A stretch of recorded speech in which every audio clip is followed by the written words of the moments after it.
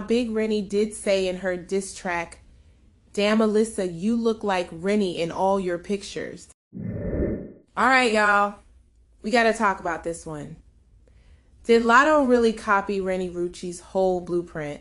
Or is the internet just doing what it always does and running with a comparison that never really needed to be that deep?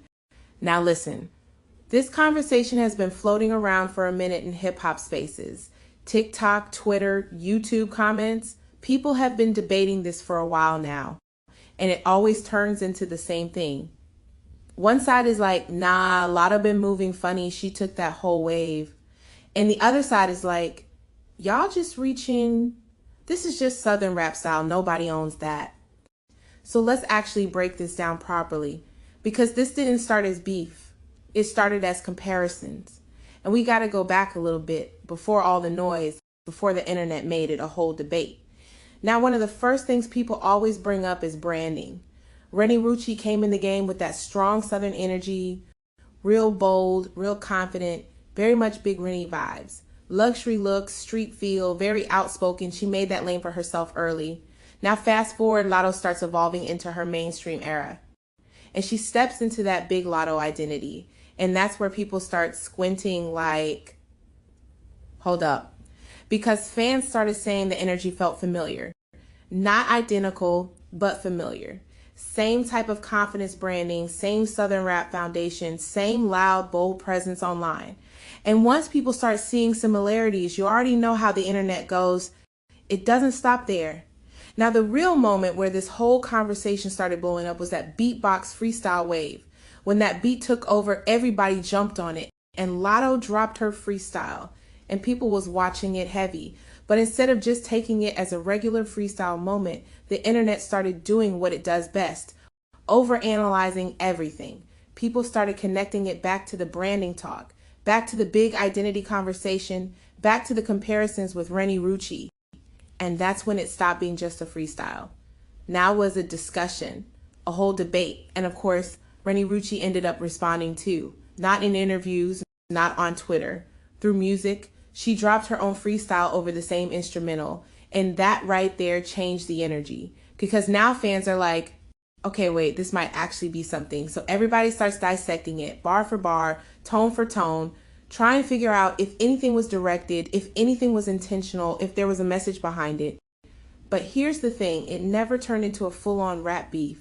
There was no long back and forth, no diss track series, no major escalation. It just cooled off. And honestly, that's part of why people still talk about it. Because when something doesn't fully close, it never really dies. It just sits there in the background. Now, after that, the conversation shifted from music to everything else. And this is where it got deeper. People started comparing visuals, photo shoots, outfits, hair, confidence, interview presence, like everything started getting put side by side. And once that started happening, the blueprint talk really took off. Renni supporters started saying she already had that lane locked early. Big confidence, Southern luxury street mix, very distinct presence. And then Lotto's big Lotto era came in. And people started pointing out similarities. Now, I'm not saying it's identical, not saying it's a copy-paste situation, but people were seeing overlap. And in internet culture, overlap turns into debate real fast. But we got to be fair on the other side too, because Southern rap as a whole is not a small circle. Atlanta, South Carolina, Florida, all of that bleeds into each other. Same influences, same fashion codes, same sound patterns, same confidence energy. So a lot of this could also just be culture overlapping with culture. And that's where this gets tricky, because both things can be true at the same time. Some people see influence, some people see coincidence, and neither side is fully wrong. But here's the real driver of all this: the internet itself. Because once people start comparing artists, it spreads fast. TikTok edits start popping up. Twitter threads start breaking down timelines. Commentary pages start doing side-by-side breakdowns. And now you've got two separate artists tied together in people's minds, whether they intended it or not.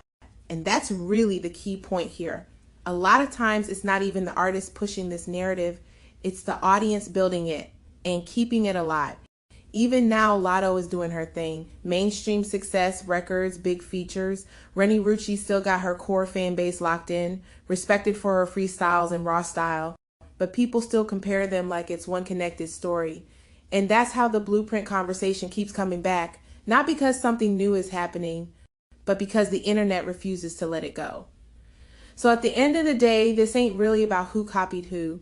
It's about perception. It's about how fast the internet can take two separate careers and turn them into one ongoing debate.